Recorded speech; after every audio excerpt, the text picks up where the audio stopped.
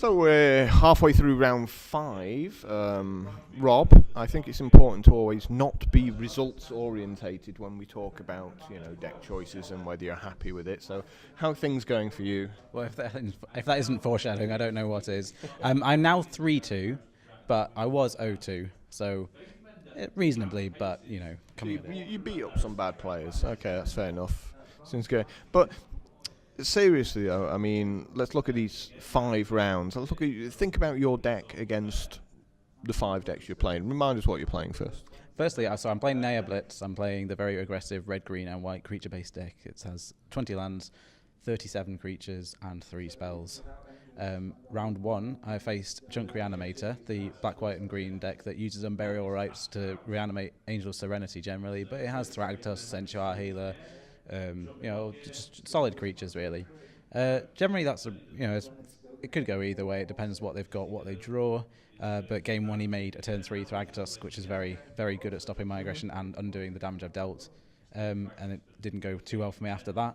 And then game 2, although he mulliganed, he made turn 2 Lotleth Troll, which was good for blocking my guy for a turn. And then he made turn 3 Centaur Healer, and then turn 5 Thragtusk, and it wasn't ideal. Yeah, so when they curve out perfectly, they actually get some game against you. Now, so going on, you lose round 2, and you get yourself stuck into round 3, because I mean it's important, when you get a deck that you like, it's important that you play it through all the rounds, just so you can, get that bit of competitive testing in it, and basically maybe reinforce what you've thought, because obviously if you end up going 0-7, then you have to reassess your whole thought process for deck testing. I think that's sort of a really important thing, is that very often when people get their 2 losses, they tend to drop out, and so they don't get the correct amount of feedback from the decisions they've made going into that tournament. Yeah, if you go 0-2, you can say, okay, well, that's the end of my tournament because I cannot top 8, I cannot win this event anymore. But you can say, maybe I've got this opportunity to use it for something else. So I've got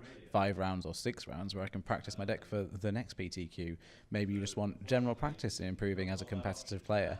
Maybe your lift is your lift's either still in the event or is doing something that would make them not be able to leave until much later on. So you have some time to fill. You might as well do something with your time. Why not play some awesome Magic? Yeah, it's something we talked about with the introduction with Boom, is that people do play for different reasons. Some people just play purely to win, and once they don't do that, they drop out. But I think for a lot of people who are coming into competitive scene, certainly as far as the first year is concerned, you can't really emulate a competitive game in any other way. No, I think, and you know that your opponent's there for the same thing as you. So, if you're 0-2, then you win a couple. Your opponent is still also playing to carry on. They're playing competitively, and I mean, like I said, I always play competitively in play testing, but maybe not always. Everyone always does. So you're going to have somebody who is trying to play competitively, and yeah, it's quite valuable. So round 3, round 4, round 5, we're now trying to learn a bit more about your deck. I think even a lot of people, they get to a part in the game where they think they know everything about the deck, but you never truly do, right? Oh, no, never. My deck itself, I think I'm very happy with the main deck configuration. There's only one. In Naya Blitz, there's only like a couple of cards that are a bit debatable in general, which are another 2-drops, like a 2-drop creature slot, which a lot of people play Flint Hoof Boar, but there's definitely something to argue for other creatures. So I'm playing Hamlet Captain because although it's smaller than the board by itself, I find it generally pushes through more damage in total. And I'm much happier to see it turn 2 off Burning Tree Emissary. So it's a bit more of a what's called an all-in card, in so much as it helps my good draws better, but I don't think it's much worse in my bad draws to compensate. The other card I'm playing is 3 Searing Spears, which comes and goes from the list. It depends what you're trying to do, but with the rise of this Aristocrats Act 2, I want to be able to kill the, I don't know the name of the card, but it's a 2-mana 1/2 which taps to make demons if something's died, and I want to be able to get that off the board because I can't deal with the demons. So my main deck, I think I'm happy with what it is. There's definitely not too much room in Naya Blitz as a general deck, but I'm happy with what I have. The sideboard, I'm happy with a lot of the cards, but I just don't know that it's good. I don't know that it's the best thing I could have turned up with. I know it's the best thing that I have turned up with because on the information I had, but I don't know. I really wasn't sure exactly what to expect, and I hadn't tested against every single opponent to really have a plan everywhere. Okay, so let's talk a bit of theory. Let's make an assumption that there's a PTQ in 1 week's time that you are going to. What are you going to do from this point of being 0-2? You've got another 6 rounds to play through. Your thought processes, which are all going to be focused around getting to the PTQ next week and having something competitive at that point. Okay, so I'd figure out if there's anything I want. If maybe I just completely misevaluated the metagame, and if I wanted to pick a different deck. Assuming I'm happy to carry on with the same deck, I want to see if the main deck is working, like just if it feels right. If the mana works out, I need to make sure I'm casting my spells. If there's any spell that's just not pulling its weight, like if I have a card that's always getting stuck in hand, and I'm not super glad to have it as backup, it's just there and I'm never casting it, that's probably a card I'm going to consider taking out of maybe just the main deck, but maybe the whole deck. Because that's the sort of card that's not pulling its weight, the one that's stuck in hand, that's giving you a mulligan as you're going along through the game because it's not doing anything. You might as well have drawn an ace of spades or something. Secondly, I'll be looking at sideboard plans. So every matchup that I face, I'll be thinking, have I got the right plan here? Is this going to work out? Am I asking for something reasonable? So if I'm going to start bringing in, say I've got a deck and I'm bringing in Lava Spike against a deck who plays 20 creatures that gain life and spells that gain life, that's just pointless. I'm never going to play that. Lava Spike's never going to influence the game in the right sort of way. That sort of matchup, you'd want repeatable sources of damages. So what I would do then is I'd think, like, this is just a silly sideboard card, this Lava Spike, or maybe I need more sideboard cards so that I can take it out my main deck. So that's the sort of opportunity where playing on would really be able to, you'd be able to show yourself that it just wasn't working what you were trying, and you'd have a bit of room to come up with a different plan based on what you've got. Maybe you try some of the cards you thought you had for other matchups, but you give them a go. Like I've got Boros Reckoners in my sideboard, and generally I bring them in against decks that have got burn-based removal spells.